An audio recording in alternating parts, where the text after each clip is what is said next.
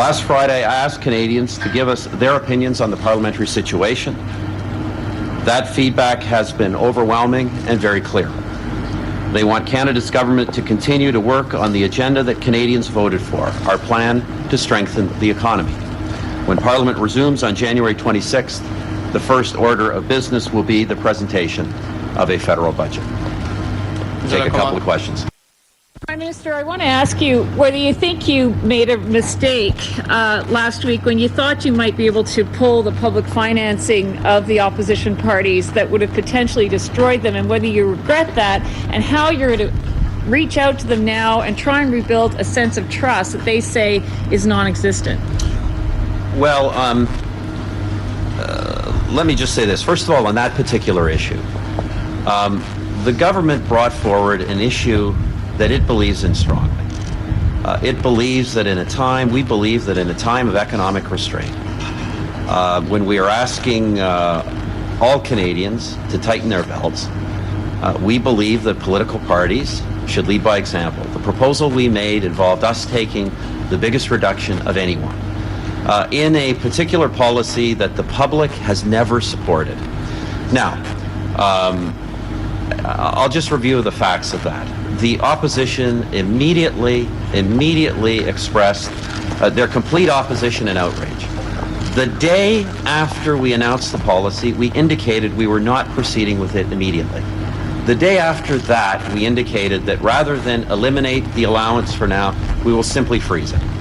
So I think we addressed their concerns on that allowance within 2 days, completely.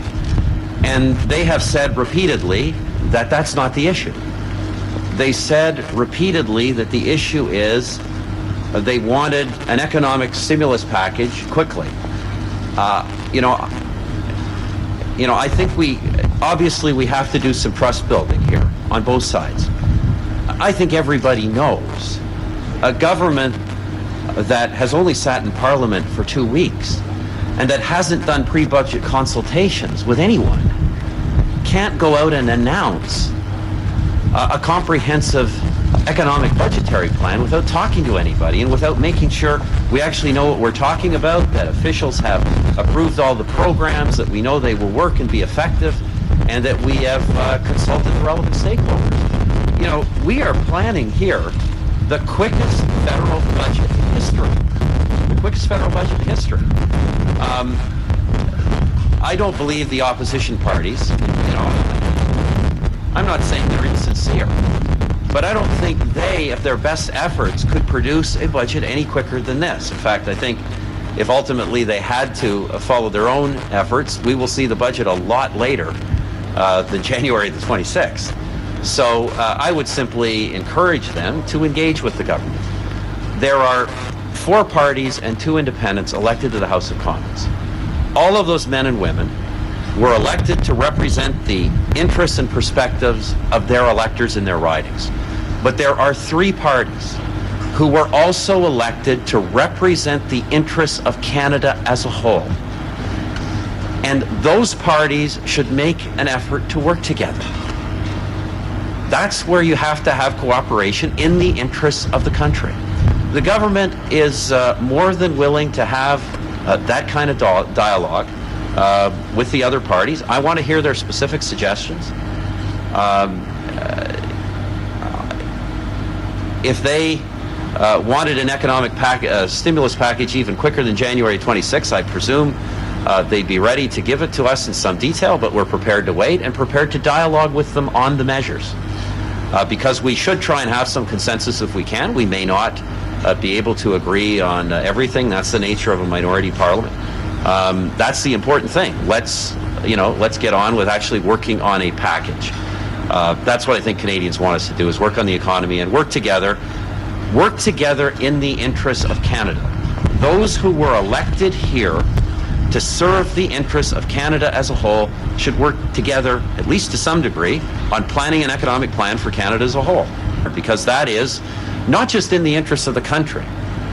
In the case of the Liberal Party, particularly the New Democratic Party, that is actually in the interests of their parties, in my judgment. Now, I'm not the judge of their interests, but I think it is their mission, and I think it is in the interests of them. to do that, rather than, as I say, get into a side deal with the Bloc, which I think is a different game, a different agenda. The Bloc, look, and let me repeat this. As I've said before, I'll say it in English, I'm prepared to say it in French. The Bloc, every legitimate right to be here, but their game is not about working on the economy to serve the greater interests of the country. They do have a fundamentally different agenda, and that's not the agenda of the other three of us. And I think that's a very fundamental difference.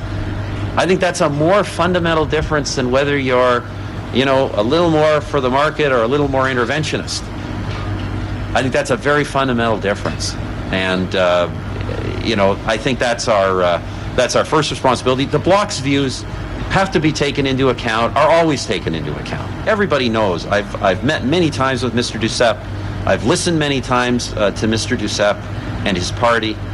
We have, in fact, responded through policy to requests that Mr. Duceppe and his party have made. But as Prime Minister, I've never put myself in a position where I would be beholden to the Bloc Québécois for the governing of the country. And I don't think, if everybody sits back, that any Prime Minister or potential Prime Minister in any party would want to be in that situation. I just think that is not good for the country. I think it is very, very risky for the government in power. And so I think that's not, personally think that's not a route to go down. We've had an agreement with the NDP and the Liberals, and we don't have any confidence in Mr. Harper. So I'd be very surprised that we could rediscover a different Harper. Budget includes the economic measures you are asking for. Would the coalition have to reconsider its plan to bring down the government? Well, I would say if my grandma had wheels, she'd be a tractor. So we'll see then. What did you think of Mr. Harper's comments today? They seem to be a bit more conciliatory, inviting you, Mr. Dion, to work with him on a fiscal stimulus package on the budget. Unfortunately, Mr. Harper cannot be trusted. He asked for our opinion before. We gave him our opinions in private meetings, in public, and in every way, and he rejected them. And now he's coming forward with an element of contrition and saying, well, maybe now I'll listen to you. Well, I don't think Canadians trust him to really listen to their concerns. He's denied that they really exist. He keeps saying everything is fine. I'm afraid I can't trust him. If he brings forward some interesting ideas in the weeks to come, we can take those good ideas and adopt them as part of the coalition government. The first confidence motion probably will be the budget, a new budget which would have probably a lot of things in it. Would it be more difficult to vote this government down on a new budget, or would you just go about reintroducing the confidence motion as quickly as you can? Well, my guess is there'll have to be a speech from the throne of some sort. You would be prepared to vote against him on the speech from the throne. You would deny people then the chance to hear a budget, and yet your argument is that people need economic measures right away. Why not hear the budget and then make a decision? Because we need a government that actually believes in what it's doing. Mr. Harper had the opportunity to present such ideas. He rejected them. He asked for our input. We provided it. He rejected it. In this place, you're given that opportunity to act on behalf of Canadians. Mr. Harper chose not to, and he's lost the confidence of the House. That confidence isn't going to be restored by 7 weeks of propaganda.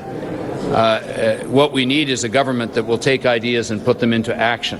Will the coalition will you be working as a coalition to prepare a budget then to be ready for February, maybe early February? Look, we're prepared to get started on that right now. No, but and the Prime Minister has locked the doors of Parliament so that can't happen. So I think it's a travesty. Will the NDP and the Liberals continue to work on a budget? Well, we will certainly continue to develop our ideas, and I look forward to working with other players to accomplish that. Will the coalition perhaps retreat from its plan to bring down the government, or is this about replacing Stephen Harper no matter what? This is about replacing Stephen Harper unless he made a monumental change about what he has done up to now. The challenge is monumental for him. And up to now, we don't believe it will change, really.